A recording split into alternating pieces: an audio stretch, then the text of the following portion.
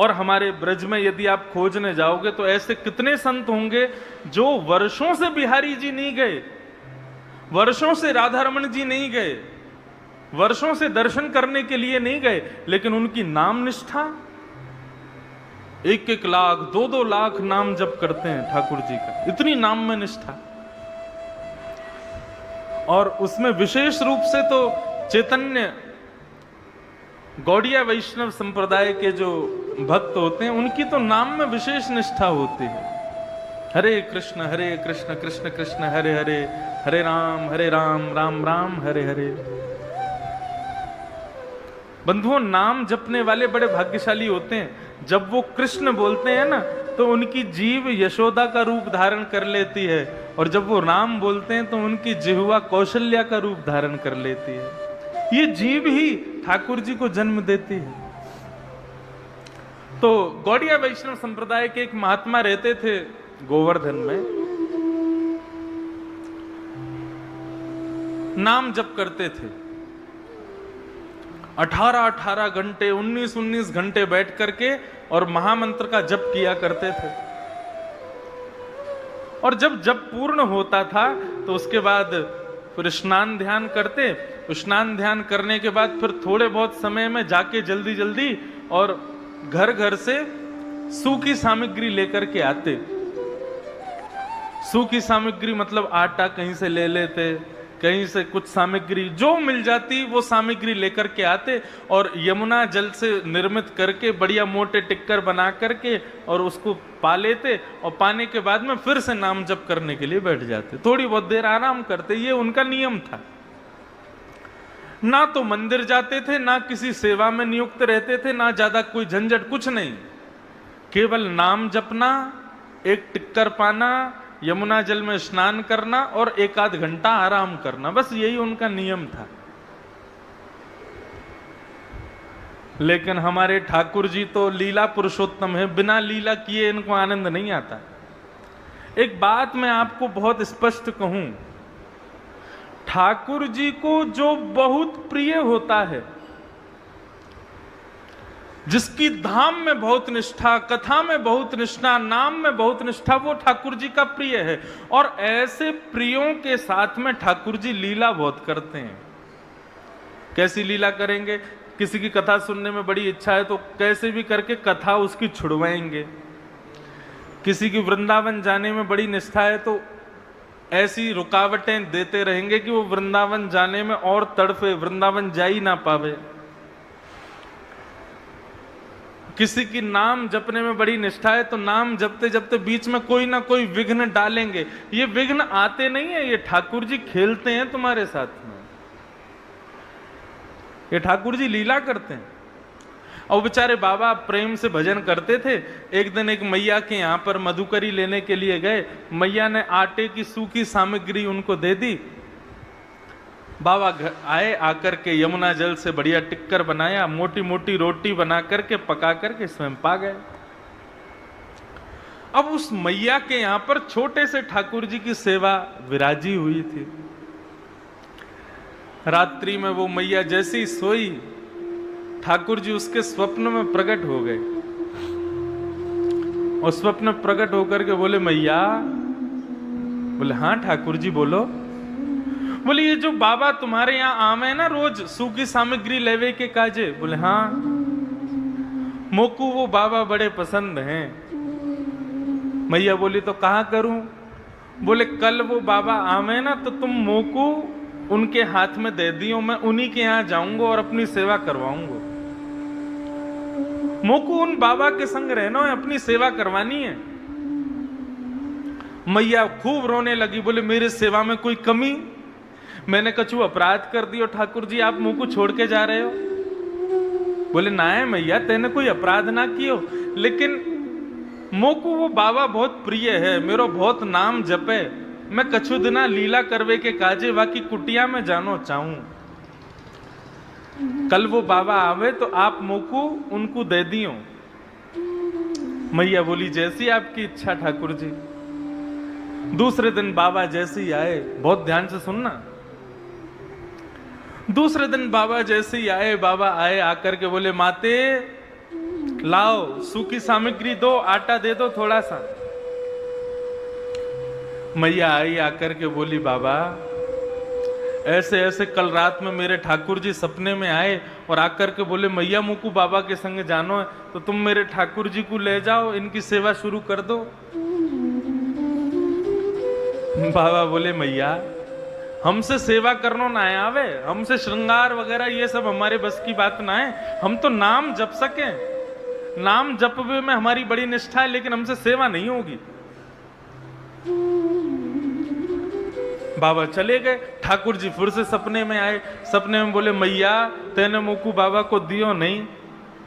आप लोग ब्रजभाषा समझ रहे हैं ना, समझ में आ रही है ब्रजभाषा? मैया बोली लाला मैं तो दे दूंगी, लेकिन बाबा मना कर रहे हो कि मुझसे सेवा नहीं होगी, कैसे दूं?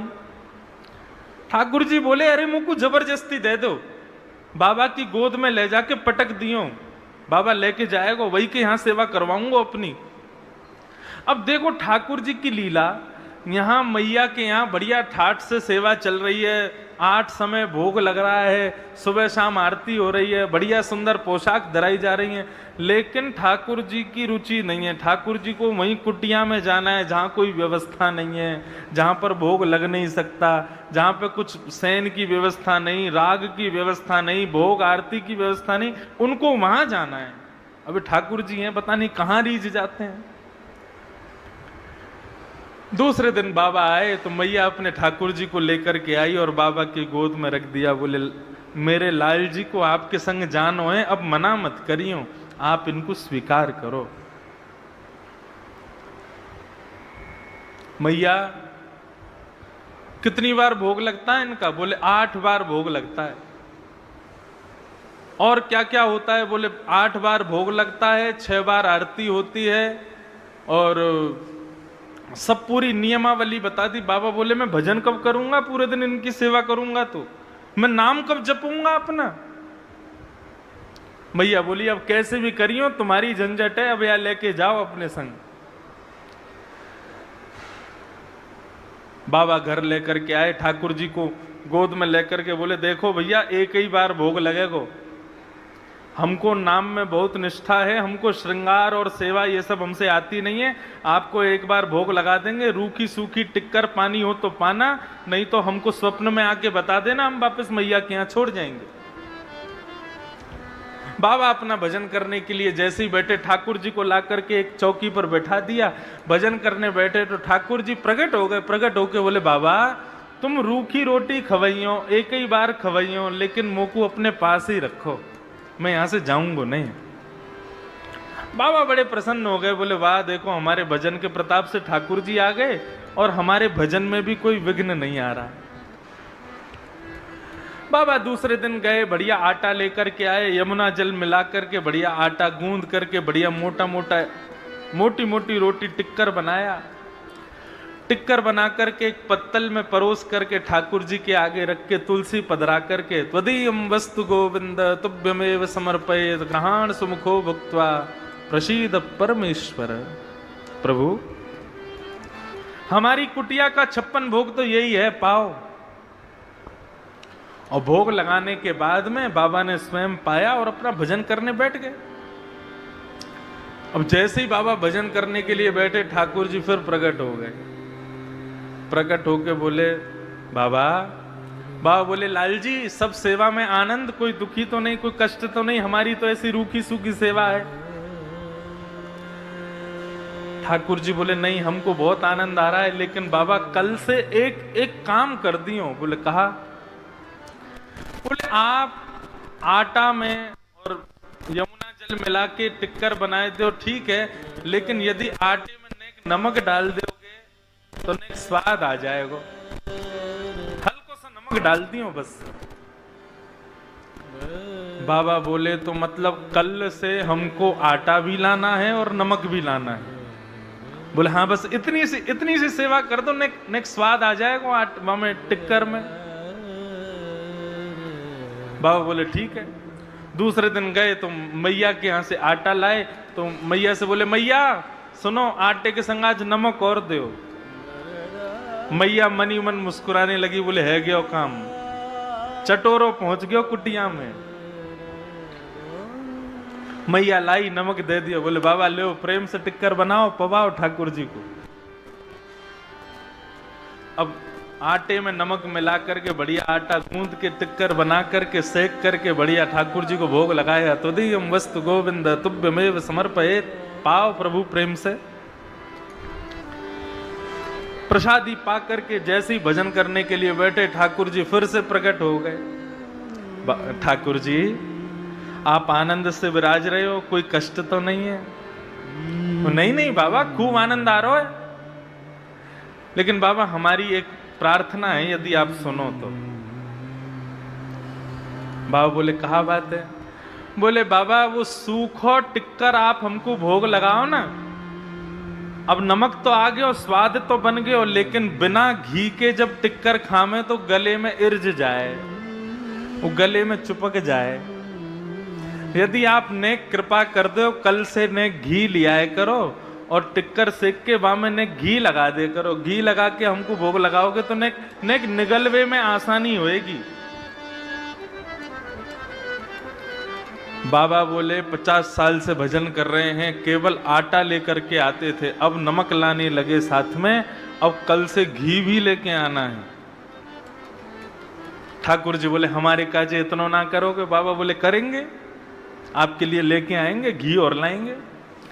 दूसरे दिन बाबा भिक्षा लेने के लिए गए, आटा भी मिला, नमक भी मिला। फिर मैया से बोले मैया थोड़ा सा घी और दे दो। मैया बोली अभी तो देखो नमक और घी जा रहा है, कछु दिना में 56 भोग जाएंगे घर पे। घी लेकर के गए, बढ़िया टिक्कर बना के घी लगा के ठाकुर जी को भोग लगायो और पायो। पाके फिर जैसे ही भजन करने बैठे, ठाकुर जी फिर प्रकट है गए। बाबा बोले अब क्या हो गया? बोले बाबा मैं तो यूं कह रहे हो, बढ़िया टिक्कर बनना है, नमक भी आ गया, अब तो घी भी आ गया, निगलवे में भी आसानी है रही है, लेकिन 4 दिना से टिक्कर पाके हमने जो है का हमारी जीव है का ने परेशान है गई है। कल एक आलू और लिए और वह आलू को उबाल के वह में नमक मिर्च डाल के ने बढ़िया चटनी बना के टिक्कर के संग आलू की चटनी दे दोगे तो आनंद आ जाएगा। बाबा ने आंख खोली, अपनी माला रखी, ठाकुर जी गोद में उठाए, लेकर के मैया के यहाँ गए और मैया की गोद में दे दी। बोले धरो इनको अपने पास। अरे हमारा भजन छूट रहा है, पहले नमक चाहिए, घी चाहिए, अब आलू चाहिए, कल को कहेंगे हमको घेवर चाहिए, फिर कहेंगे मालपुआ चाहिए, फिर कहेंगे रबड़ी चाहिए। इनका भोग लगाएंगे कि हम भजन करेंगे? बाबा ने तो ऐसी बात कही, इतने में ही श्याम सुंदर वहीं प्रकट हो गए और प्रकट होकर के बाबा को हृदय से लगा लिया। बोलो बाल कृष्ण लाल की। बंधुओं, ये भोग सामग्री, ये सुंदर सजावटें, ये विविध विविध प्रकार के 56 भोग, ये सब ठाकुर जी को नहीं चाहिए। किसी एक चीज में तुम्हारी दृढ़ निष्ठा है, वही ठाकुर जी को प्रिय है। बस हम लोग घबरा जाते हैं, अब हमारा भाव पहले जैसा क्यों नहीं रह गया, अब ठाकुर जी पहली जैसी लीला क्यों नहीं। ये सब ठाकुर जी खेलते हैं तुम्हारे साथ में, परखने की कोशिश करते हैं, ये लीला करते हैं ठाकुर जी। लेकिन तुम अपना भाव सुदृढ़ रखो, किसी एक चीज में निष्ठा रखो, या तो नाम में, या फिर धाम में, या फिर लीला में, या फिर स्वरूप दर्शन में, लेकिन उस निष्ठा को बरकरार रखो, उसको भंग मत होने दो। ऊना रहो, अमृतसर रहो, जलंधर रहो, मंडी हिमाचल में, ये मनाली में रहो, कहीं रहो, तुम्हारी दृढ़ता इतनी होनी चाहिए कि तुम ऊना में बैठ करके भी नेत्र बंद करो तो तुमको पता चल जाए कि आज बिहारी जी ने कैसे कलर की पोशाक पहनी है। और ये संभव है, ये हो सकता है।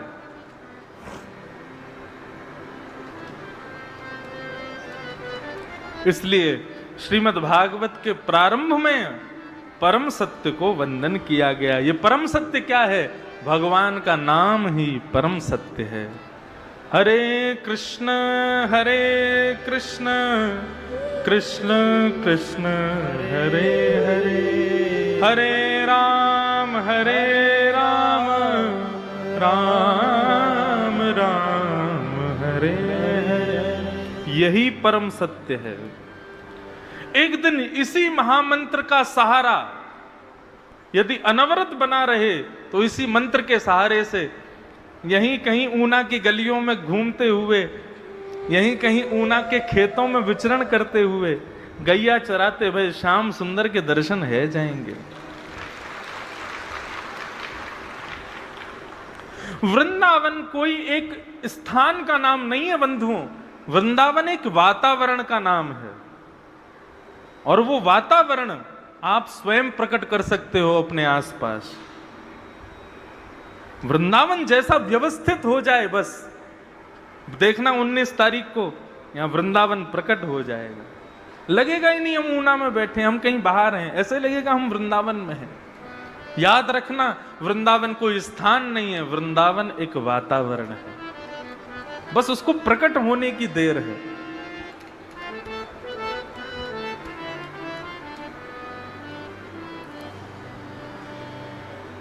सत्यम परम धीमहि, हम परम सत्य को वंदन करते हैं।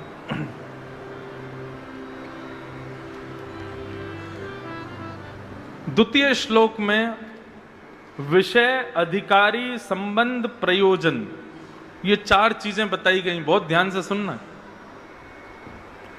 धर्म प्रोजित कई तवोत्र परमो निर्मत्सराणाम सता वैद्यम